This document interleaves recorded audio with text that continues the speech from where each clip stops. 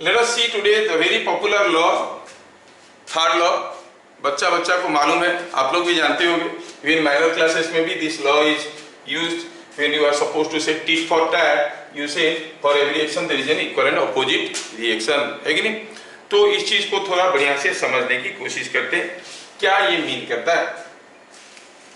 For every action there is an equal and opposite reaction. कुछ की points पहले समझते हैं. What it means by action? Action का मतलब और रिएक्शन का मतलब होता है फोर्स. एक्शन और रिएक्शन का मतलब होता है force. That means for every force you apply you find an equal and opposite force. तो बड़ा कंफ्यूजिंग चीजें निकलता है यहाँ पे. सपोज हम कहेंगे कि यहाँ पे कोई एक ब्लॉक रखा है.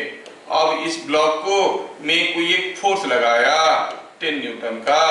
तो जैसे फोर्स लगाया तो for my action there must be an equal and opposite reaction. सोचो मैं किसी ब्लॉक के ऊपर 10 न्यूटन का फोर्स लगाया, वो मेरे ऊपर 10 न्यूटन का फोर्स लगाया, तो नेट फोर्स तो जीरो हो जाना चाहिए ना.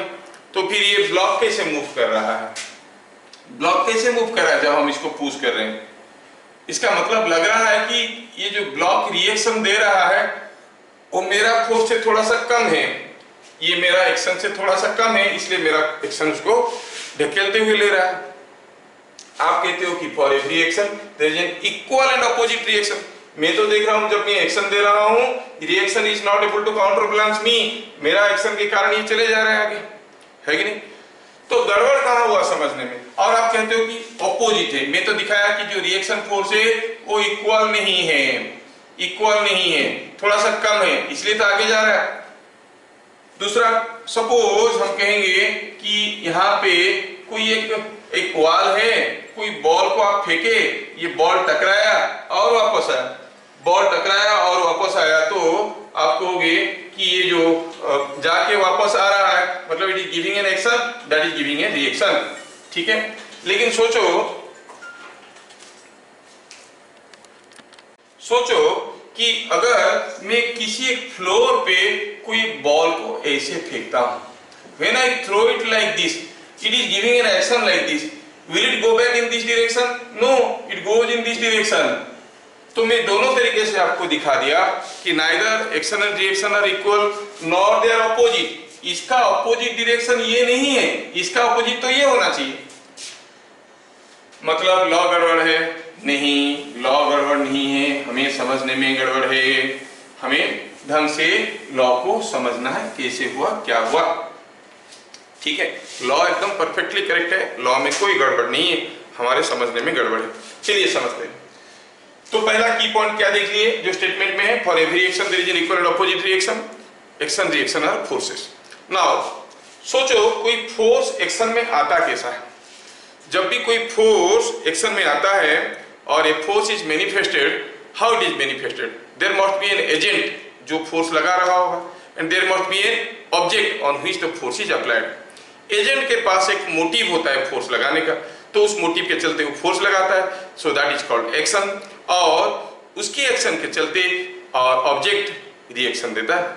तो remember, action is applied by the agent and reaction is by the object. हर एक फोर्स के लिए एक एजेंट होगा, एक ऑब्जेक्ट होगा. आप कोई भी फोर्स सोच लो, हर एक फोर्स के लिए एक एजेंट होगा, एक ऑब्जेक्ट होगा. जैसे हम कहेंगे कि कोई एक ब्लॉक किसी एक सरफेस पे स्लाइड करके जा रहा है, इसके ऊपर फ्रिक्शनल फोर्स आया, ब्लॉक के ऊपर जो फ्रिक्शनल फोर्स आया उस फोर्स के लिए एजेंट कौन है? Who is the agent?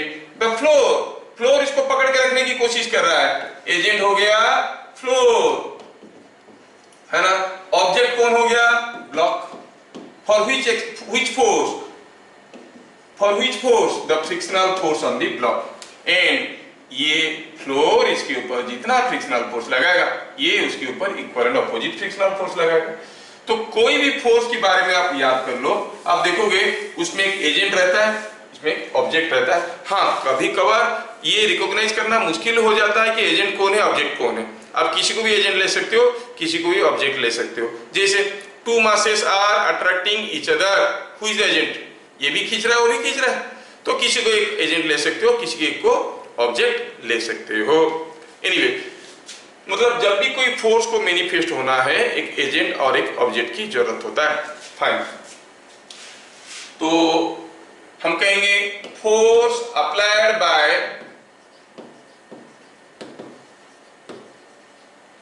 Agent on object is called action. Action क्या है? Force applied by the agent on the object and the force applied by object on agent is called reaction। तो action कौन देता है, किसके ऊपर देता है? एक्शन देता है, ध्यान रखना यही चीज गड़बड़ फैलाता है। एक्शन कौन देता है? एजेंट। किसके ऊपर देता है? ऑब्जेक्ट के ऊपर। रिएक्शन कौन देता है? ऑब्जेक्ट। किसके ऊपर? एजेंट के ऊपर। Okay, action and reaction are equal and opposite. हाँ, तो हम देखेंगे कि जैसे मान लो मैं एक व्हील चेयर पे बैठा हूं और मैं क्या करता हूं, मेरे सामने एक टेबल रखा है, उसको मैं पुश कर रहा हूं। मेरा मन किया पुश करने के लिए, पुश कर लिया। Now I am agent because there is a motive with me to push the table। Table का कोई मोटिव नहीं था, it behaves as an object। तो जब मैं टेबल को पुश किया, my force on table will be called action or reaction। क्या कहेंगे उसको? Action, because I am the agent। मेरे पास मोटिव है पुश करने के लिए, तो मैं एक एक्शन दिया। For every action there is an equal and opposite reaction। कौन मुझे रिएक्शन देगा? ऑब्जेक्ट। किसके ऊपर? एजेंट के ऊपर। ऑब्जेक्ट कौन है? टेबल। टेबल मुझे पुश करेगा। तो जब मैं टेबल को पुश करके एक्शन दे रहा हूं, टेबल मुझे पुश करके रिएक्शन दे रहा है, तो एज ए रिजल्ट क्या होगा? बिकॉज ऑफ मेरा action table will be displaced and because of the reaction of the table I will be also displaced in the backward direction. Are you getting? मैं किसी एक wheel chair पे बैठ के table को पुश कर रहा हूं, टेबल आगे की तरफ जाएगा और मैं पीछे की तरफ जाऊंगा। मैं क्यों मूव कर रहा हूं? It is because of the reaction. Table क्यों मूव कर रहा है? Because of the action. तो action reaction do not cancel out each other. Why? Because एक मान लो कि एक बॉडी है, इसके ऊपर दो फोर्स आए। What is the net force now? You say 0। Suppose there are two bodies, इसके ऊपर आया 10 न्यूटन, इसके ऊपर आया 10 न्यूटन। क्या नेट फोर्स 0 होगा? नहीं, ये दोनों बॉडी मूव करेंगे। तो हम देख रहे हैं कि action is on the agent, reaction is on the object, so the two forces do not cancel out each other. समझ में आया क्या? तो लिखेंगे as action and reaction act on two different bodies,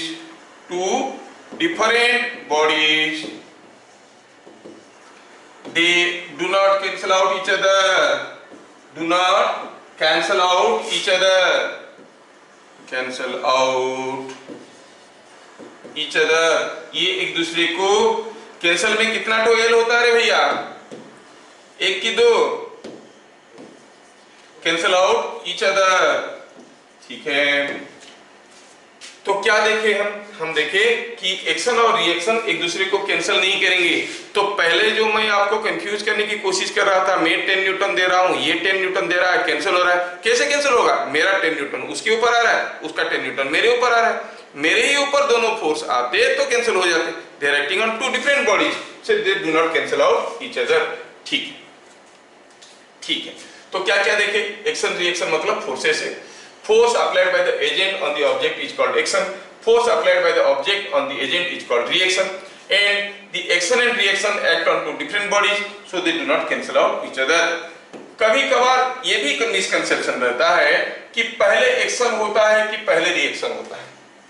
पहले एक्शन होता है कि पहले रिएक्शन होता है। सब कहेंगे पहले एक्शन होता है फिर रिएक्शन होता है। No, they simultaneously coexist. They simultaneously coexist. तो क्या कहेंगे? Action and reaction are equal and opposite and they simultaneously exist at same time, at same time। ये नहीं कि पहले एक्शन हुआ फिर बॉडी सोचा कि नहीं ये मुझे एक्शन दे रहा है, मुझे रिएक्शन देना चाहिए, फिर वो रिएक्शन दिया, ऐसा नहीं। The moment you apply action you get the reaction. समझ में आया? There is no time gap between action and reaction. जिस समय फोर्स दिए एक्शन दिए उसी समय में रिएक्शन मिल रहा है। सोचो लॉ इतना पावरफुल है, और इसके जब रिजल्ट में जाएंगे तो और भी कितने पावरफुल चीजें मिलेंगे। फिलहाल तो हम ये समझ रहे कि एक्शन एंड रिएक्शन को एग्जिस्ट, ठीक है? एक्शन एंड रिएक्शन को exist.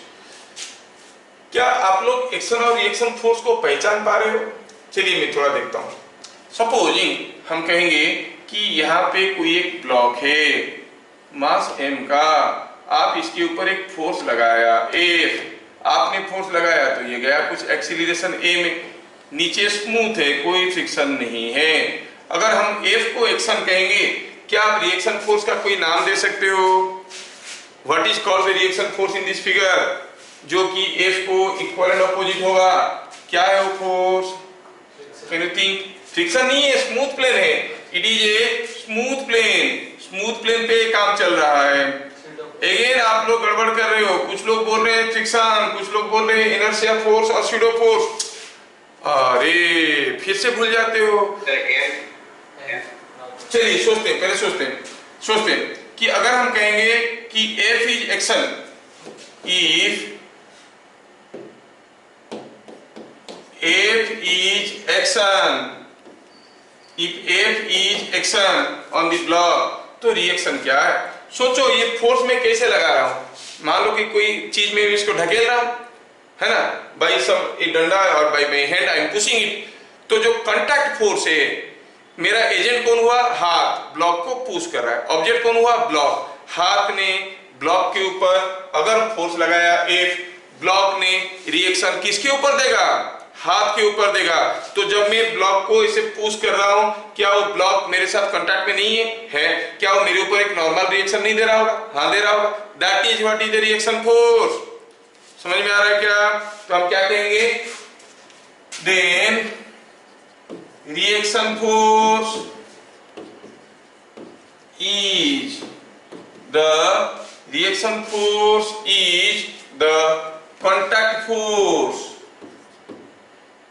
contact force exerted by block on the agent।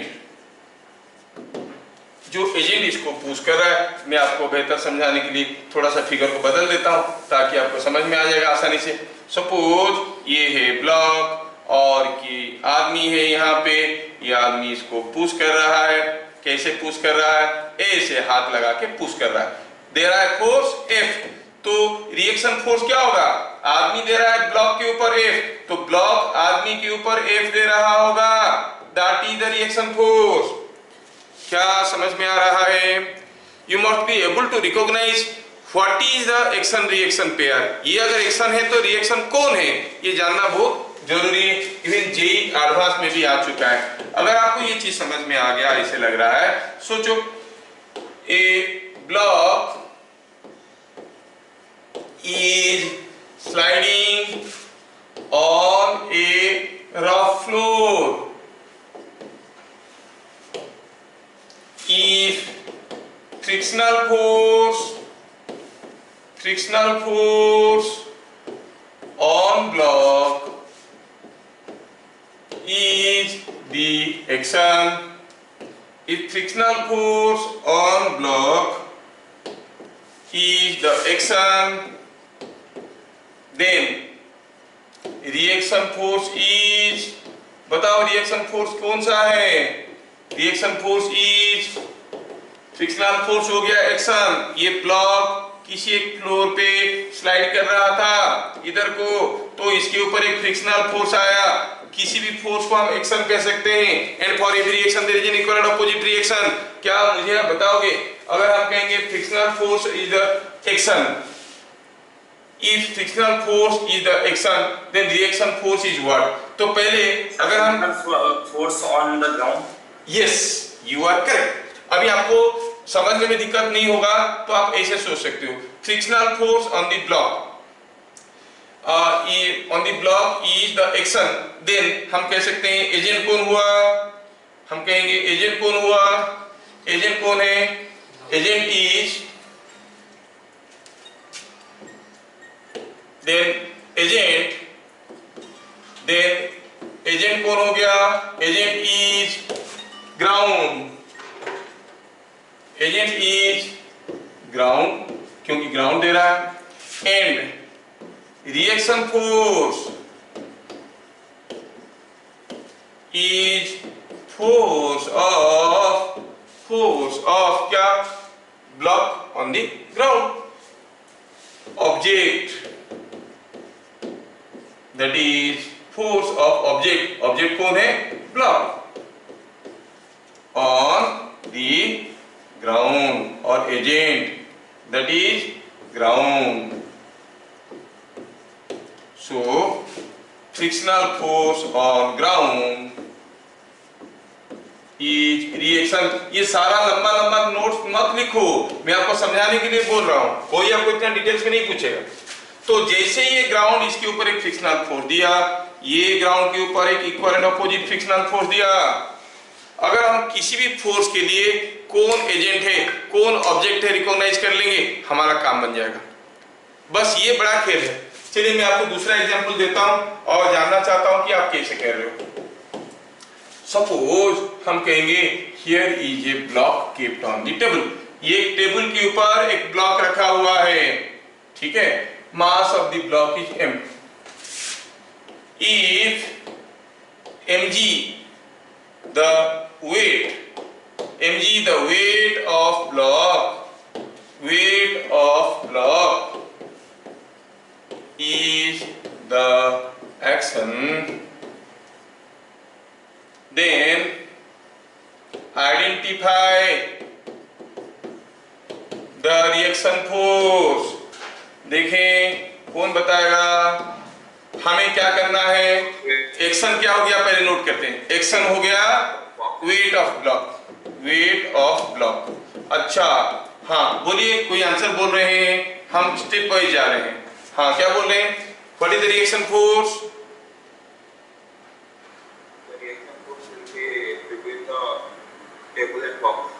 Table and block बोल रहा है रिएक्शन फोर्स. गड़बड़ कहाँ हो रहा है, फिर से सिस्टमेटिकली सोचो, गड़बड़ हो जाएगा. तो क्या टेबल क्यों जो ये रिएक्शन फोर्स दे रहा है और वो जो एक्शन फोर्स दे रहा है, दोनों के चलते नेट फोर्स जीरो होके ब्लॉक रेस्ट में नहीं है. अभी तो बोल रहे थे कि action and reaction are not acting on the same body. अभी आप बोल रहे हो कि normal reaction on the block due to the table is the reaction. तो नॉर्मल रिएक्शन भी ब्लॉक के ऊपर है, mg भी ब्लॉक के ऊपर है, फिर तो थर्ड लॉ गायब हो गया. हाँ sir, gravitational pull of block, gravitational pull of block on what, on earth. ये समझना जरूरी है. If action is equal to weight of the block, then agent कौन हुआ, एजेंट हो गया अर्थ जो खींच रहा है, और ऑब्जेक्ट कौन हो गया, कौन है ऑब्जेक्ट, ऑब्जेक्ट हो गया ब्लॉक जिसको खींच रहा है. सो इसका जो वेट है क्यों है भाई, इसीलिए है क्योंकि अर्थ इसको खींच रहा है, अर्थ इज एजेंट. तो ब्लॉक रिएक्शन देगा तो किसके ऊपर देगा, अर्थ के ऊपर देगा. You will see the block is pulling earth with an equal and opposite force. समझ में आ रहा है क्या? The two forces are not acting on the same body, they are acting on two different bodies. तो हम क्या कहेंगे, reaction force is the gravitational pull. Very good. Gravitational pull, काफी लोग सोचने लगे, gravitational pull of block on earth. ठीक है, it is the gravitational pull of block on earth. समझ में आ रहा ना? छोटे छोटे क्वेश्चन में बड़े बड़े गड़बड़ हो जाते हैं. नेक्स्ट क्वेश्चन देखें, अगर आप सोच पा रहे हो तो बताओ. सपोज हम कहेंगे यहाँ पे किसी एक थ्रेड से कोई एक मास m झूल रहा है, ठीक है. If mg is considered as action, then identify the reaction. Reaction क्या होगा? रिएक्शन क्या होगा? सोचो कि इसका वेट को अगर हम एक्शन कहेंगे, mg ऑन द पेंडुलम, ये कोई पेंडुलम झूल रहा है, mg is considered as the action. तो क्या मुझे कोई बताएगा रिएक्शन फोर्स क्या होगा? फिर से कोई बोल रहा है धीरे धीरे बैकग्राउंड से, टेंशन इन द थ्रेड। आंख में पेन घुसेड़ दूंगा। टेंशन इन द थ्रेड कैसे होगा? Again tension is acting on this block. Yes, पहले बताओ एजेंट कौन है इसका? ये जो वेट को अगर हम एक्शन कहेंगे, एजेंट कौन, ऑब्जेक्ट कौन? ये फोर्स कौन लगाया? थ्रेड लगाया? नहीं लगाया, ग्रेविटी लगाया। Earth is pulling. तो ये अगर अर्थ इसको mg में पुल कर रहा है, ये अर्थ को कितने में पुल कर रहा होगा? mg में। समझ में आ रहा है क्या? ये समझ में आना चाहिए। तो यहाँ पर एजेंट हुआ कौन? एजेंट हुआ अर्थ। अच्छा, ये क्वेश्चन जेईई एडवांस में आ चुका है। और ऑब्जेक्ट हुआ कौन?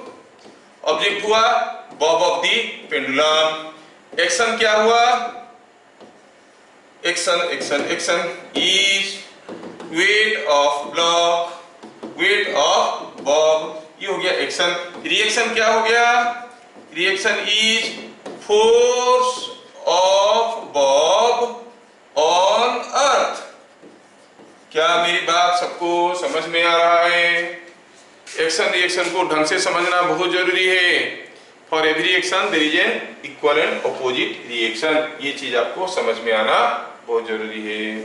क्या न्यूटन थर्ड लॉ आप लोगों को समझ में आ रहा है? ये कभी कभार मेडिकल एंट्रांसेस में ऐसा क्वेश्चन देखने के लिए मिलता है।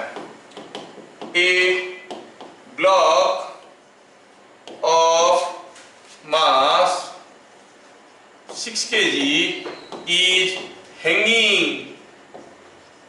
from a thread, hanging from a thread inside a lift। ध्यान से देखना। The lift is coming down with acceleration k0, find with what force?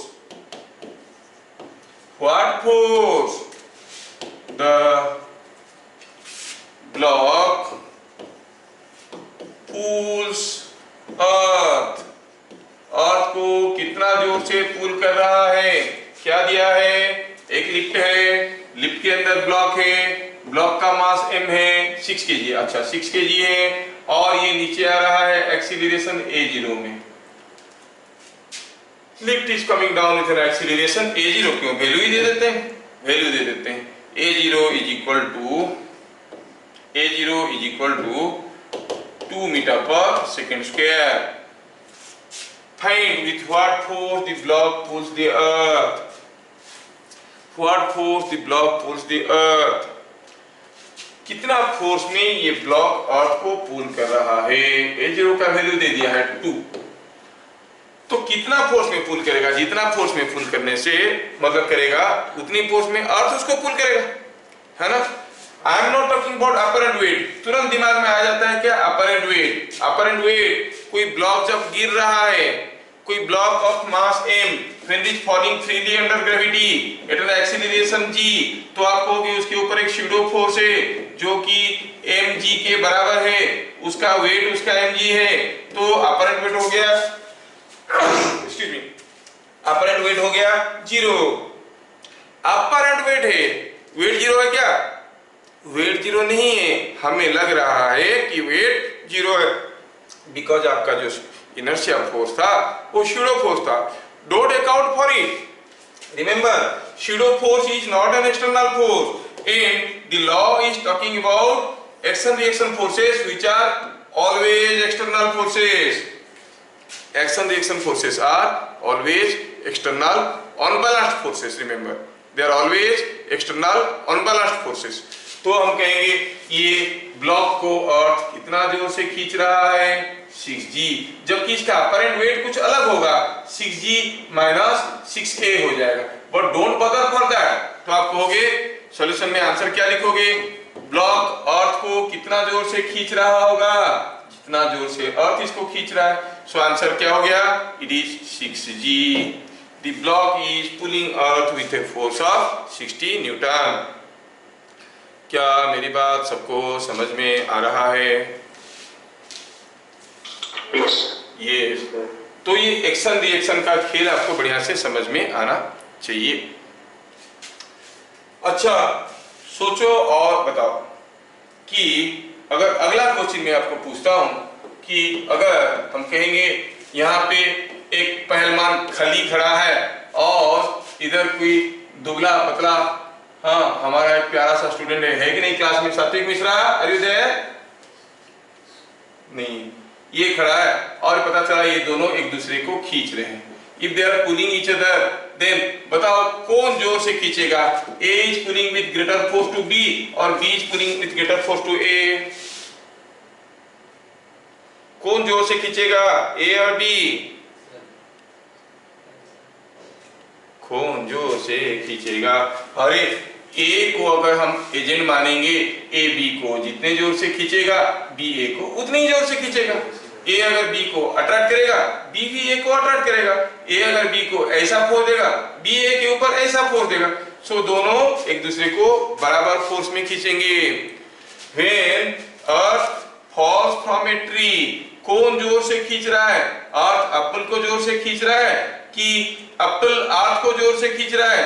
दोनों बराबर खींच रहे हैं। लेकिन सर ये तो मूव कर जाते हैं, हाँ फोर्स बराबर है, जिसका मास कम होगा उसका एक्सीलरेशन ज्यादा होगा। दोनों बराबर खींचेंगे, ये जल्दी जल्दी भागेगा, ये धीरे धीरे भागेगा, because mass is more. Are you getting? So they exert equal and opposite forces, ये आपको समझ में आना जरूरी है, ठीक है। तो जब भी दो बॉडी आपस में एक दूसरे के ऊपर फोर्स एग्जर्ट करते हैं, एक्शन रिएक्शन पेयर होता है, that force is always equal and opposite, ठीक है। अच्छा सोचो सोचो मैं यहां पे आपको दूसरा एग्जांपल देता हूं,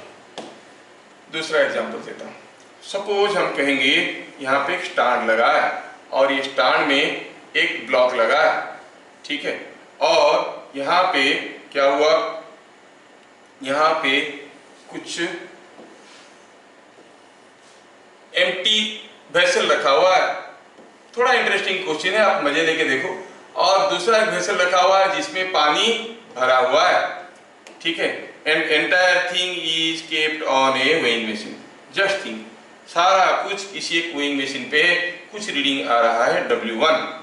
Now here is a weighing machine, here is a beaker of or bucket of water, here is a block hanging like this in an empty beaker। मैं क्या करता हूँ, यहाँ का सारा पानी को निकाल के, ये जो बीकर में पानी भरा हुआ था, इस पानी को पूरा बाहर निकालता हूँ। बाहर निकाल के I pour all that water into this। Suppose मैं इसके अंदर सारा पानी भर देता हूँ अभी, ठीक है। तो आपको तो मालूम है कि जैसे हम पानी भर देंगे, ये जो आपका पानी है ये ब्लॉक के ऊपर एक अपथ्रस्ट लगाएगा। आपको पता करना है कि अगर इस केस में रीडिंग हुआ W2, इस केस में रीडिंग हुआ W2, बताना है कि W1 इज ग्रेटर देन और लेस देन और इक्वल टू W2। ऐसे पूछा गया है, ऐसे पूछा गया है। What is more, W1 is greater than W2, less than W2, equal to W2। मस्त में क्या किया, इधर का पानी को इसके अंदर डाल दिया, एम्प्टी बकेट इधर रखा है। तो जो ये पानी है ये इसके ऊपर एक अपथ्रस्ट देगा तो ब्लॉक का वेट कम लगेगा, लेकिन for every action there is an equal and opposite reaction. Block का वेट जितना कम हो जाएगा उतना फोर्स ब्लॉक पानी के ऊपर देगा कि नहीं देगा, डाउनवर्ड डायरेक्शन में। तो ये बीकर का वेट बढ़ जाएगा क्योंकि block is pushing it down. इसका मतलब जिसका जितना अपथ्रस्ट होके इसका वेट घट रहा है उतना ही फोर्स वो बीकर के ऊपर नीचे की तरफ दे रहा है, मतलब overall reading will remain same. आपको ये चीज समझ में आना चाहिए कि overall reading will remain same, मतलब आप कहोगे और अदरवाइज सोच सकते हो total mass of this system जितना था, टोटल मास इस सिस्टम का भी तो वही है, इसी पानी को इसमें डाल दिए, total mass remain same, so weight remain same. समझ में आया? ऐसे भी समझ सकते हो कि by changing the mass water from here to here this is not going to change.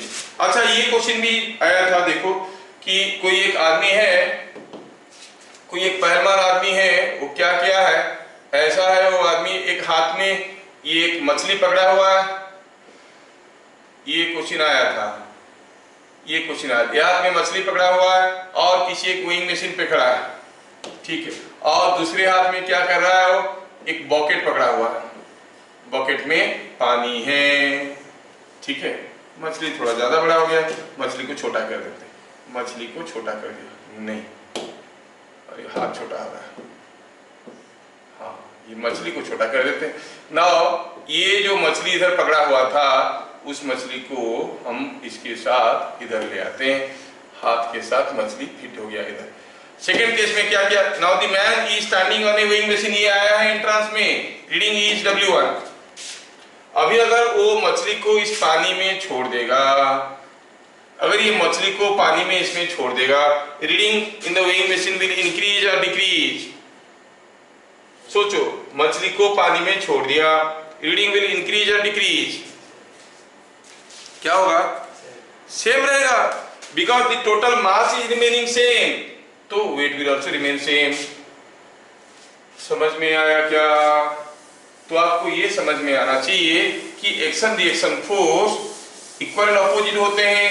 अगर पानी के चलते मछली के ऊपर कुछ अप थ्रस्ट आया, तो मछली के चलते पानी के ऊपर उतना ही डाउन थ्रस्ट आएगा, and net force on the weighing machine will remain same. इसमें और एक चीज, इंपॉर्टेंट चीज समझ में आ रहा है कि, और एक इफेक्ट सामने आ रहा है कि अगर हम कहेंगे कोई एक ब्लॉक मान लो 2 kg का है, ये इधर जा रहा था कुछ वेलोसिटी v1 में, और ये कोई दूसरा ब्लॉक यहाँ पर रखा हुआ था, ये ब्लॉक जाके इसको टकराया, टकरा के वापस आया, ठीक है, ये टकरा के कुछ वेलोसिटी v2 में वापस आया। तो जब दोनों एक दूसरे को टकराते हैं, मान लो कि ये कोई छोटा सा मास वाला है, ये कोई हेवी मास वाला है, बताओ कौन किसके ऊपर ज्यादा फोर्स देगा, छोटा वाला ball on the big block और बिग ब्लॉक ऑन द छोटा वाला बॉल, कौन ज्यादा फोर्स देगा?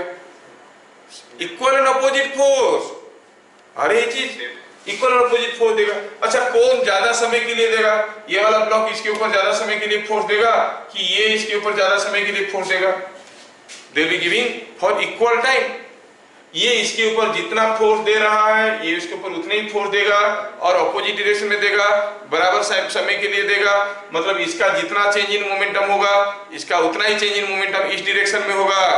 Are you getting? ये चीज आपको समझ में आना बहुत जरूरी है। जैसे अगर समझ में आया तो हम इसको एक छोटा सा क्वेश्चन पे कर सकते हैं। सपोजिंग हम कहेंगे यहाँ पे कोई एक ब्लॉक रखा था और इस ब्लॉक का मास दिया गया है 6 kg और ये ब्लॉक रेस्ट में रखा हुआ था। यहाँ से कोई एक छोटा सा बॉल ऐसे, वो कितना है 2 kg मास का, गया टकराया 10 मीटर पर सेकंड में, फिर क्या हुआ पता चला कि ये बॉल वापस आने लगा है 6 मीटर पर सेकंड में टकराने के बाद। तो ये जो बड़ा वाला ब्लॉक है उसका वेलोसिटी क्या होगा? What will be the velocity of the बड़ा वाला block?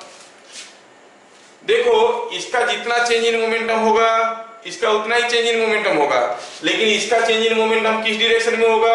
Change in momentum by Newton second law always takes place in the direction of impressed force. जब ये आके इसको टकराएगा तो फोर्स लगेगा बॉल के ऊपर इस डायरेक्शन में, तो change in momentum of the ball will be in this direction.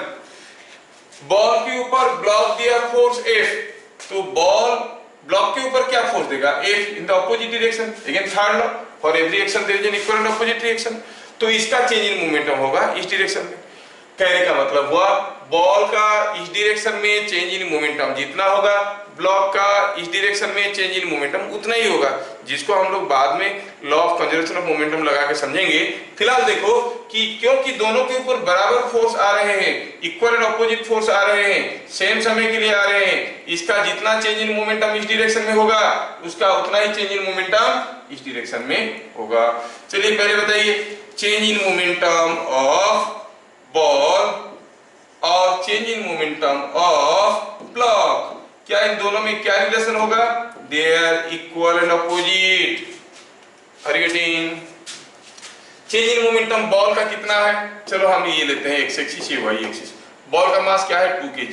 Final momentum minus initial momentum, final momentum कितना है? 6 × 2 इज 12 बट माइनस 12 आई के, माइनस इनिशियल मोमेंटम 10 × 2 20 आई के, अच्छा minus it is minus delta P for the block, final momentum 6 kg जा रहा है भी में, ठीक है, माइनस इनिशियल मोमेंटम ये तो रेस्ट में था, दिस मच आई के।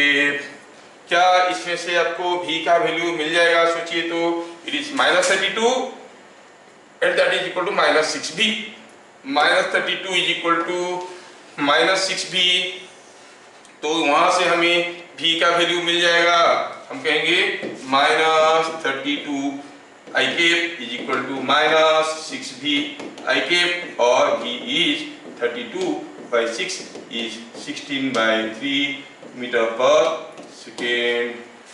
अगर ये बॉल इसको टकरा के वापस आता है 6 मीटर पर सेकेंड में, तो ब्लॉक कितने जोर से जाएगा? 16/3 मीटर पर सेकेंड में। समझ में आया क्या? But don't worry about this particular thing, क्योंकि इसको हम लोग कंजर्वेशन ऑफ मोमेंटम में और भी बारीकी से और आसानी से सॉल्व करेंगे, ठीक है। Law of conservation of momentum जब पढ़ेंगे ये सब क्वेश्चन को वहीं पे सॉल्व करेंगे। मैं खाली आपको न्यूटन थर्ड लॉ का इंटरेस्टिंग जो फैक्ट है उसके अंदर छुपा हुआ है वो बताने की कोशिश कर रहा हूँ कि जब भी दो बॉडी आपस में एक दूसरे को टकराते हैं, they exert equal and opposite force onto each other for equal time, so they undergo equal and opposite change in momentum। क्या सबको समझ में आया? Yes. Yes. तो न्यूटन थर्ड लॉ का रिलेटेड सब कंफ्यूजन खत्म हो गया? Yes. Yes. ये चीज आपको समझ में आना बहुत जरूरी है, ठीक है। We'll see again law of conservation of momentum in the next class. आज नया चैप्टर स्टार्ट करने से कोई फायदा नहीं होगा, थोड़ा सा ही समय बचा है। अगले class will start with law of conservation of momentum, उसका लॉजिक से समझेंगे तो सब कुछ समझ में आएगा। And tomorrow's class will be dot at 6, दो क्लास हमारा 6:10 पे होता है, कल का क्लास 6 बजे होगा। फिर मिलेंगे अगले क्लास, तब तक के लिए जय हिंद।